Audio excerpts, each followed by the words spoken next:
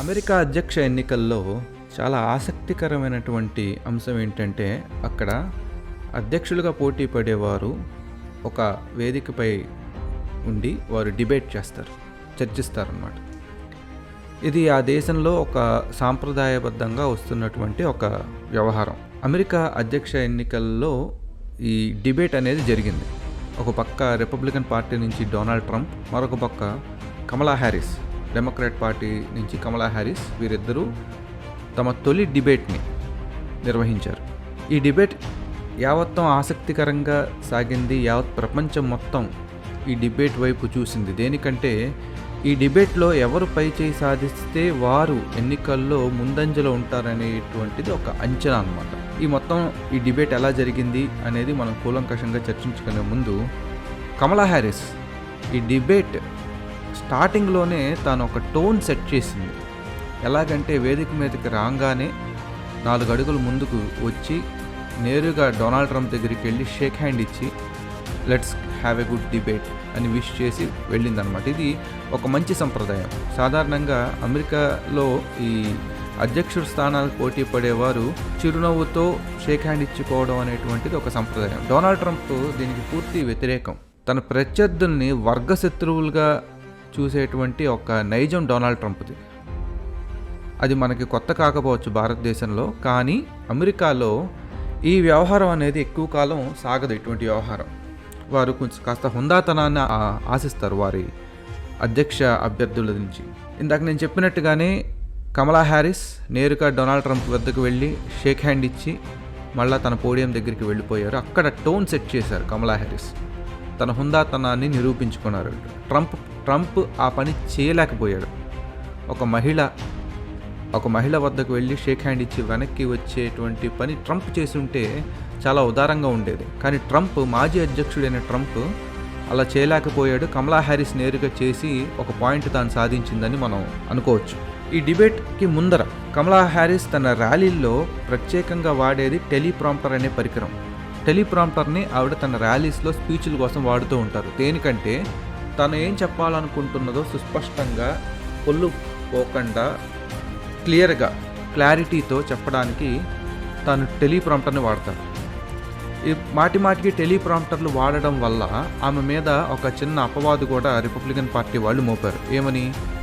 ఈవిడ టెలిప్రాంప్టర్ ఉంటే కానీ ఈవిడ స్పీచ్ ఇవ్వలేదు, డిబేట్లో వణికిపోతుంది, డిబేట్లో టెలిప్రాంప్టర్ ఉండదు కాబట్టి తేలిపోతుంది, బేలతనంగా ఉంటుంది, get her of the teleprompter అంటూ ఎక్స్ వేదికగా ఎంతో ప్రచారాన్ని చేశారు. ఈ డిబేట్ జరిగేంతవరకు కమలా హ్యారిస్ టెలిప్రాంప్టర్ వాడుతూనే ఉన్నారు. ఎక్కడా కూడా తన ర్యాలీలో టెలిప్రాంప్టర్ లేకుండా స్పీచ్ ఇవ్వలేదు.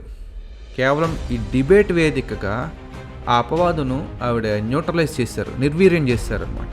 టెలిప్రాంప్టర్ లేకుండా 1:40 నిమిషాల వరకు సాగిన డిబేట్లో ట్రంప్ మీద ఆవిడ ఆధిక్యాన్ని సాధించడమే కాకుండా నువ్వా నేనా అంటూ వేడిగా ఈ డిబేట్ని ఆద్యంతం కమలా హ్యారిస్ రక్తి కట్టించారనమాట. ఇక్కడ కూడా కమలా హ్యారిస్ ఒక పాయింట్ సాధించిందని చెప్పాలి. ఇక మూడవది, డొనాల్డ్ ట్రంప్కి ఇది 7వ అధ్యక్ష డిబేట్. ప్రెసిడెన్షియల్ డిబేట్స్లో డొనాల్డ్ ట్రంప్ ఇప్పటివరకు 7 సార్లు పాల్గొన్నాడు. కమలా హ్యారిస్ ఒక్కసారి పాల్గొంది. నిన్నే ఆవిడకి మొదటి ప్రెసిడెన్షియల్ డిబేట్.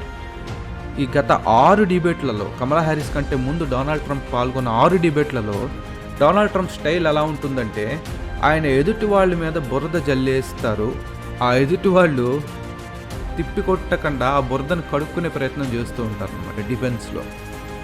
దానివల్ల ఒక టోన్ సెట్ చేస్తాడు డొనాల్డ్ ట్రంప్. ఏమని? తాను డిబేట్ చాలా బాగా చేస్తానని, తన ముందు ఎటువంటి వారైనా, హిల్లరీ క్లింటన్ కానీ, జో బైడెన్ లాంటి వారు కానీ ఎవరైనా సరే తన ముందు తేలిపోతారని ఒక టోన్ సెట్ చేస్తాడు అనమాట. ఇంకా జో బైడెన్ చిర్రెత్తి can you please shut up man అని డొనాల్డ్ ట్రంప్ మీద విసుక్కునేదాకా తెచ్చుకుని ఎన్నికలు గత డిబేట్లో చూసాం. అది బైడెన్ ట్రంప్ని will you please shut up man అని ట్రంప్ని అనడం, అది ఒక్కసారి ట్రంప్ కూడా ఆశ్చర్యపోయాడు. కానీ ఈ డిబేట్లో కమలా హ్యారిస్ ఏం చేశారు? కమలా హ్యారిస్ తాను ఇదంతా ఒక టెన్నిస్ గేమ్లో సర్వీస్ లాగా అనమాట. ఈసారి కమలా హ్యారిస్ ఏం చేశారంటే, తనకు ఇచ్చిన 2 నిమిషాల వ్యవధిలో 1.5 మినిట్ తన పాలసీ గురించి చెప్పి మిగిలిన 30 సెకండ్లు ట్రంప్ని ఎక్కడ కెలకకూడదో, ఏ విషయంలో కెలికితే ట్రంప్ దారి తప్పి పిచ్చివాడిలాగా ఏది పడితే అది మాట్లాడతాడో ఆ విషయాలనే ఆవిడ ప్రస్తావించారు. చివరి 30 సెకండ్లు చాలా తెలివిగా ఒక ట్రాప్ పన్నారు. చాలా తెలివిగా కమలా హ్యారిస్ పన్నిన ట్రాప్లో ట్రంప్ ప్రతిసారి పడిపోతూనే ఉన్నాడు. అది ఎంతలాగా అంటే నిన్న ఆయన డిబేట్ చేస్తున్నప్పుడు అమెరికాలోకి వస్తున్నటువంటి ఇమ్మిగ్రెంట్స్ పెంపుడు కుక్కల్ని, పెంపుడు పిల్లుల్ని దొంగిలించి వాటితో కూరలు వగైరా వండుకొని తింటున్నారు అనేటువంటి ఒక నీచమైనటువంటి ఒక అబద్ధాన్ని ఆయన డిబేట్ వేదిక మీద చెప్పి అపహాస్యం పాలయ్యాడు అనమాట. ఇక్కడ కూడా కమలా హ్యారిస్ చాలా తెలివిగా ట్రంప్ని బొక్కబోర్లా పట్టించారు. సో ఇప్పటి వరకు ఈ తొలి డిబేట్లో కమలా హ్యారిస్ సుస్పష్టంగా పైచేయి కనిపించింది. ఇక చూడాలి మరి ట్రంప్ మళ్ళీ ఇంకొక డిబేట్కి సాహసిస్తాడా లేదా అనేది. గుర్తుంచుకోండి, డిబేట్లు గెలిచినంత మాత్రాన అధ్యక్ష ఎన్నికలు గెలిచినట్టు కాదు. గతంలో మిక్ రామ్నీ 2012లో జరిగిన ఎన్నికల్లో ఒబామా మీద డిబేట్లలో పైచేయి సాధించినప్పటికీ ఒబామానే గెలిచారు. అలాగే 2000 ఎన్నికల్లో అల్ గోర్ జార్జ్ బుష్ పైన డిబేట్లలో పైచేయి సాధించినప్పటికీ జార్జ్ బుష్ త్రుటిలో గెలిచారు.